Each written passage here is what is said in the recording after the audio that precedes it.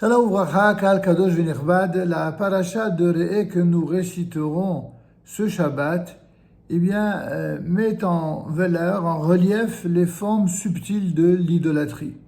En effet, les mots qui reviennent le plus souvent dans la section shabbatique de Re'eh sont sans nul doute l'expression le lieu choisi par l'Éternel. Comme il est dit, Adonai Elohechem, le lieu donc que l'Éternel votre Dieu choisira. Cet endroit, ce lieu, n'est autre que Jérusalem et le mont du Temple, dont l'emplacement exact ne nous sera en fait révélé que par le prophète Samuel ainsi que le roi David. Ce lieu doit d'abord être en quelque sorte vidé complètement de tout reste d'idolâtrie. Mais la Torah tient d'abord à nous faire comprendre que ce qu'est vraiment le danger d'idolâtrie et de paganisme qui guette le peuple juif en exil. En effet, l'idolâtrie, elle est en quelque sorte de deux sources possibles. Celle du pays duquel nous venons et celle qui se trouve dans le pays vers lequel on se rend, quels que soient les déplacements du peuple juif. Déjà, le jour de Kippour, nous réciterons l'après-midi de Yom Kippour, un passage bien connu de la Torah dans Parashat Acharemot, où nous voyons là-bas l'avertissement fait par Dieu, attention, surtout ne faites pas et ne vous comportez pas ni selon les idolâtries de la terre d'Égypte, pays duquel vous venez, ni de la terre de Canaan, le pays vers lequel vous vous rendez. En d'autres termes, l'ennemi public numéro 1 de la nation d'Israël, c'est l'idolâtrie. Et c'est pourquoi de nombreuses règles, de nombreuses lois que bien des peuples ne comprennent pas. Les tenants et les aboutissants de ces lois, c'est en réalité parce qu'elles-mêmes ne sont pas conscientes qu'elles représentent pour le peuple d'Israël différentes formes d'idolâtrie. C'est de cela dont nous allons parler, ces fameuses formes subtiles de l'idolâtrie. En effet, les chapitres 12 à 16 du Deutéronome, que nous lisons donc cette semaine et ce Shabbat, mettent nettement en évidence le lien associant l'installation du peuple d'Israël sur toute sa terre avec l'absolue nécessité du rejet de tout paganisme et donc de toute forme d'idolâtrie. Toute la promesse faite à Abraham annonçant que ses petits-enfants hériteront de la terre découle du fait qu'il fut le premier homme à combattre l'idolâtrie. Ainsi, ses descendants sont-ils expressément tenus de détruire, comme le dit le verset de la paracha, tous les lieux où les peuples dépossédés par vous, qui auront honoré leur Dieu, renverser leurs autels, livrer leurs bosquets en flammes, briser leurs monuments, abattre les images de leurs dieux, effacer enfin leurs souvenirs de cette contrée. De prime abord, cette règle, cette mitzvah, semble quasiment impossible à réaliser de nos jours. Comment pourrait-on imaginer l'accomplissement d'une mitzvah pareille ? Et pourtant, la Torah nous met en garde. De là proviendra la bénédiction instituée par les sages que l'on formule sur la terre d'Israël, dans tout endroit d'où ont été extirpés une idole ou un culte idolâtrique. Béni est celui qui a déraciné l'idolâtrie de notre terre. Cette règle est établie dans le Shulchan Aruch, le Code des lois juives, en Orach Chaim 224. En effet, Maïmonide nous précise par ailleurs, quant à lui, que Yoshua, Josué, qui dirigeait la reconquête à l'entrée des enfants d'Israël sur leur terre, n'a évidemment pas chassé les habitants qui s'y trouvaient sans avertissement ni préavis. Par 3 fois, en effet, il leur a proposé différentes solutions. Tout d'abord, si vous voulez quitter les lieux et vous enfuir, alors nous ne nous y opposerons pas et nous ne ferons pas de prisonniers. Sous-entendu, contrairement aux mœurs idolâtres de l'époque qui consistaient à piller, tuer, violer, sacrifier, massacrer, brûler, et que certaines populations alentour d'Israël ont gardé ces mœurs idolâtres de l'époque, dans la Torah on nous dit non, on ne fait pas ça. C'est nous, on n'accepte pas une chose pareille. Première chose que Dieu a recommandé à Josué et que Josué a appliqué à la lettre, c'est d'abord de proposer aux nations, vous voulez partir et vous voyez que vous ne pouvez pas vivre et cohabiter avec nous. Alors, très bien, partez, nous n'allons pas vous poursuivre, nous n'allons pas tuer, nous n'allons pas faire quoi que ce soit contre vos personnes. Par contre, si votre intention est de continuer de vivre parmi nous, vous le pouvez, mais à deux conditions. La première condition, c'est d'accepter et reconnaître notre souveraineté sur la terre d'Israël et deuxième condition, ne plus pratiquer l'idolâtrie sur cette terre qui ne peut supporter un comportement spirituel opposé à l'enseignement d'Abraham. Voilà les deux conditions. Et donc, c'est ainsi que, après avoir purifié notre territoire de l'influence païenne, la Torah nous ordonne de nous débarrasser de toute séquelle d'idolâtrie, non seulement physique, mais même plus encore idéologique et spirituelle. Et là, évidemment, les choses vont être très parlantes par rapport à notre propre génération. De là, l'importance primordiale de Jérusalem et du Temple. En effet, jusqu'à la construction de ce dernier, il était autorisé d'offrir un sacrifice sur des autels privés que chacun pouvait avoir construits chez lui. Mais nous précise immédiatement le texte biblique, vous n'agirez point, sous-entendu en terre d'Israël, vous n'agirez point comme nous agissons ici actuellement, chacun selon sa convenance. C'est ainsi que le verset 8 du chapitre 12 l'exprime, Lo ta'asun ken, Lo ta'asun kechol asher anachnu osim po hayom ish kol hayashar be'enav. Chacun selon ce que bon lui semble. Apparemment, rien ne semble plus commode que de fonder sur une pierre son lieu d'offrande et d'introspection en termes d'aujourd'hui, à domicile, chez soi.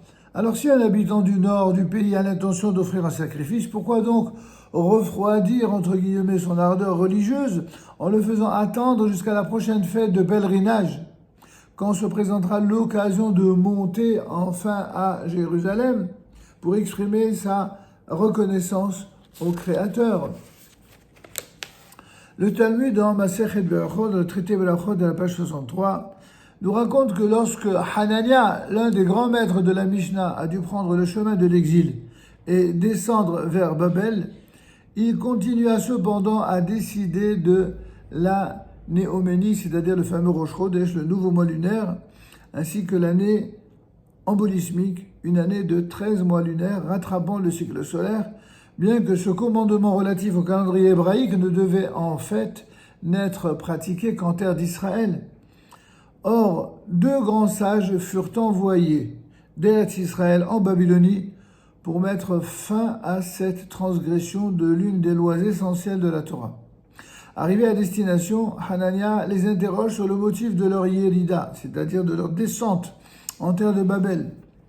Alors ils répondirent que leur souhait était justement de poursuivre leurs études chez lui, Hanania, ce grand maître. Du coup, Hanania annonce à toute la population juive locale que deux géants de la Torah d'Eretz Israël sont parmi eux. Après quelques jours, les nouveaux venus qui ont été reconnus comme des autorités halachiques de premier rang interdisent toute nourriture autorisée par le Bédin, par le tribunal rabbinique local. Et pire encore, ils autorisent à la consommation tous les aliments qui jusqu'à présent étaient interdits. Et aux questions de Hanania, ils répondent que sur l'ordre des sages d'Eretz Israël, ils doivent jeter l'anathème sur lui. De surcroît, ils préviennent les membres de la communauté juive de Babel que s'ils s'entêtent à suivre le chemin tracé par Hanania, cela serait plus grave encore pour eux que de prendre possession d'une colline pour y élever un autel devant lequel ils chanteraient en chœur qu'ils ne font plus partie du monde de la Torah. À ces dires pour le moins étonnants, le peuple réagit en pleurant, en invoquant l'intention de rester partie intégrante du peuple d'Israël et de sa Torah. Ils ne veulent pas se diviser, ils ne veulent pas rompre avec ni le peuple ni la Torah. Et le Talmud expliquait que cette provocation, en quelque sorte, autant violente qu'étonnante, aussi bien par son intensité que par sa forme, est en fait une réaction des sages d'Eretz Israël face à ceux qui auraient oublié en dehors d'Israël le verset d'Isaïe qui disait « Car c'est de Sion que sort la Torah et de Jérusalem la parole de Dieu. » Isaïe au chapitre 2, verset 3. Le verset exact dit « Ve'alechu amim rabim ve'ameru lechu ve'na'ale elal Adonai » Ce sont de nombreux peuples qui diront en allant « Allons vers la montagne de Dieu, Elbet Elohei Yaakov, vers la montagne du Dieu, de la maison du Dieu de Jacob, ve'yorenu miderech » et qu'ainsi il nous enseigne la loi de ses chemins, ve'delecha berchotav, et que nous puissions ainsi marcher selon ses voies, qui mitzion de Torah udvar Hashem Yerushalayim, car c'est de Tzion que sortira la Torah et la parole divine de Jérusalem. Étonnamment, ce sont les nations du monde qui disent cela. On peut être étonné, ça veut dire quoi? Avec tous les grands d'Israël et avec tous les maîtres, aussi bien dans le monde de la Torah en Eretz Israël qu'à l'extérieur, les nations du monde vont arriver à une période où c'est eux qui monteront vers Jérusalem. Pourquoi? Parce qu'ils vont être demandeurs de la sagesse divine qui va sortir des véritables et authentiques sages d'Eretz Israël en disant que la Torah, elle vient d'Israël. Nous n'en sommes pas encore là, mais nous sommes dans le chemin d'arriver à cela. C'est-à-dire de comprendre effectivement que même si les choses mettent du temps, même parfois beaucoup de temps à se réaliser, il faut bien s'attendre à cela.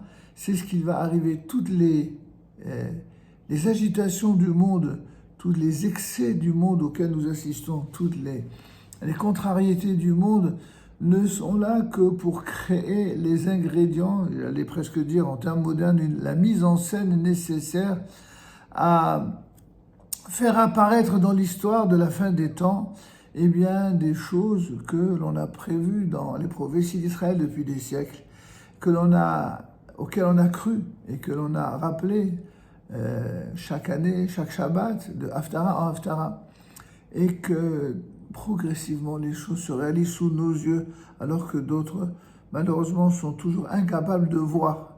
Or, voir, c'est précisément l'enjeu de cette paracha, apprendre à voir, donc à comprendre. Nous devons essayer, en fin de compte, d'imaginer après quelles difficultés morales et spirituelles le grand Rabbi Yehuda Hanassi, vous savez, ce fameux rédacteur de la Mishnah, comment a-t-il pu décider d'envoyer ces deux représentants pour jeter l'anathème sur l'un des plus grands rabbins de l'époque, qui se trouvait en Babylonie? Mais en cette période du début de l'exil, il s'agissait de mettre fin à un processus qui risquait d'entraîner justement le développement de l'idolâtrie en dehors d'Israël. Car la Torah n'est en rien une, entre guillemets, religion naturelle, pour reprendre l'expression de Rabbi Yosef, notre cousin. La Torah n'est pas une religion naturelle, elle ne répond pas aux critères religieux des autres religions. En tout cas, ce n'est pas la religion naturelle non plus telle que conçue par un certain Rousseau.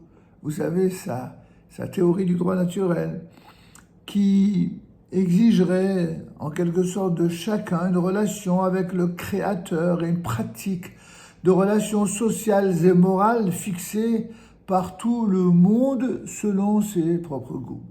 S'il en était ainsi, nous n'aurions nul besoin de comprendre la spécificité d'Israël, car cette religion naturelle aurait pour vocation que de s'adapter, avec simplement quelques variantes locales à tous les êtres humains, animés de bonne volonté et à tous les monothéismes. Il y a bien certains dirigeants politiques qui veulent même donner des leçons de ce qu'est la religion juive ou ce qu'est le peuple juif aux juifs eux-mêmes. selon la définition des idolâtres. Chaque ville pourrait alors se choisir une colline, se construire un hôtel, et chacun de ses habitants éclairés pourrait ainsi devenir citoyen de l'endroit, un être moral croyant de tendance mosaïque. Cependant, à l'occasion de cette tranquille évolution, la pratique des mitzvot aurait évidemment perdu toute valeur d'appartenance à la nation hébraïque. On le sait, la première règle instituée en exil le fut par Daniel, qui décréta que les lieux de prière en dehors d'Israël devraient être munis de fenêtres tournées vers Jérusalem. Mais Daniel qui dit Yeda, qui Reshim Ketava Alebaite Rekavin Betichane Yerushalem. C'est ce que dit le verset dans Daniel, chapitre 6, verset 11. Et ce parce que l'unité de tous les Juifs, qui est la condition du don permanent de la Torah, doit pouvoir subsister même dans le temps et l'espace de l'exil, dans la vie dite de la galoute. Mais l'enseignement biblique n'a de valeur qu'à la condition qu'on le puise à sa source naturelle, c'est-à-dire celle de Jérusalem. Sinon, il possède la dynamique fort dangereuse d'entraîner tôt ou tard le développement de phénomènes idolâtriques au sein même du monde dit de la Torah. Et ce, même de ce qui apparaît comme une continuité toranique, selon différentes expressions aujourd'hui. La signification essentielle du terme hébraïque qui désigne l'idolâtrie, en hébreu avoda zara ou mot à mot, c'est la réalisation de cultes autres, de cultes qui sont étrangers à la tradition d'Israël. Ne vient-elle pas elle-même chaque fois mettre en garde le peuple juif en exil contre cette déviation possible, même lorsqu'elle a pour cadre la synagogue ou le centre communautaire, que ce soit à Byzance, à Rome, à Paris ou à New York? Le texte nous dit, voyez, voyez, je vous propose en ce jour la bénédiction. Mais juste après, mais uniquement à l'endroit que l'Éternel, votre Dieu, aura choisi entre toutes vos tribus. Dans ce lieu, vous irez l'invoquer. Évidemment, de ce que nous disons là, il ressortirait clairement qu'il n'y a absolument aucun autre endroit où la bénédiction pourra être vécue dans sa totalité, dans sa plénitude, en dehors d'Israël et plus particulièrement de Jérusalem. C'est bien sûr l'idéal vers lequel il nous faudra tendre, mais d'ici là, eh bien, chaque endroit où se trouve un juif doit toujours, en ayant pour objectif ultime cette réalisation-là, comprendre que tant que cette réalisation n'est pas effective pour lui, ses enfants, ses petits-enfants, ses élèves, son entourage, sa famille, tant que les choses ne se réalisent pas, alors le peuple juif est en danger. En vérité, ça a toujours été le cas depuis 2000 ans. Et il y a des hauts et des bas, il y a des accalmies, et tous les événements que traversent les Juifs en général, et les Juifs de France en particulier, ne sont là que pour rappeler cette réalité qui nous oblige à du discernement, à voir et comprendre les événements tels que nous les vivons, mais en même temps à relever et surtout dénoncer la cécité à la fois immorale et presque irrationnelle de tous ceux qui, décidément, après avoir fait tant de mal aux Juifs pendant des siècles, ne comprennent toujours pas que les Juifs n'ont que du bien et du bonheur à apporter. Et que faire du mal à ces Juifs-là ne peut que se retourner contre eux. Il est dit pour terminer dans la fameuse paracha où Dieu promet à Abraham la bénédiction. Il est dit là-bas que tous ceux qui te béniront, je les bénirai. Et il a marqué après Umkalel Ha'or. Et ceux qui te maudiront, il n'est pas dit je les maudirai, même si les traductions disent cela. Si vous prenez le terme hébreu, où il aurait fallu que le texte dise Umkalel Ha'akalel, ceux qui te maudiront, je les maudirai. La Torah ne dit pas ça. La Torah elle dit ceux qui te maudiront, je les éclairerai. Je les éclairerai, ça veut dire je leur enlèverai ce voilement, cette cécité qui les amène à vouloir te faire du mal pour, grâce à mon éclairage, je leur montrerai à quel point ils ont tout à gagner en termes de bénédiction et de lumière à réaliser quelle est la vocation du peuple d'Israël. La vocation du peuple d'Israël, c'est pas de générer des assassins, des voyous, des voleurs ou des méchants, mais au contraire, ou des destructeurs, mais au contraire, de générer des gens qui veulent le bien, qui aiment la vie, certes, mais qui aiment la vie pour en faire usage constructif et bénéfique non seulement pour le peuple d'Israël, mais pour l'humanité tout entière. Car un peuple n'a de valeur grandiose que dans sa capacité à aimer les êtres humains faits par Dieu, mais également à apprécier la valeur de chaque peuple. Celui qui enseigne la haine des peuples et des nations ne pourra jamais enseigner l'amour du prochain.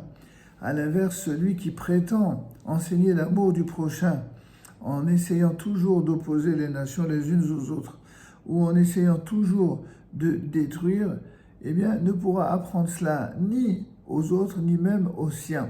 C'est pourquoi nous essaierons de terminer par cette bénédiction peut-être suprême à laquelle nous convie le Rabbi Haïm el-Atal Orachem Akadosh en appuyant sur le fait que dans le premier verset, lorsqu'il dit « Vois, je place devant toi bénédiction et malédiction », Rabbi Haïm el-Atal insiste en disant « Sache qu'il n'est pas dit ou la bénédiction ou la malédiction. Il est dit « Je place devant toi bénédiction et malédiction ensemble ». À savoir que dans toute situation de l'existence, dans toute rencontre, dans tout vécu, eh bien, ce que nous voyons est toujours porteur à la fois de bénédiction et de malédiction en même temps. Qu'est-ce qui fera que la bénédiction reste et que la malédiction soit repoussée? Tout dépend de notre responsabilité, de notre engagement, de notre capacité à combattre le mal pour ne retenir et faire émerger que le bien dans la lumière de l'amour éternel que Hachem essaye de nous prodiguer et surtout nous inciter à engendrer dans le monde, qu'il en soit ainsi pour tous les peuples de la terre. Amen ve Amen. Shabbat Shalom u'mevorach.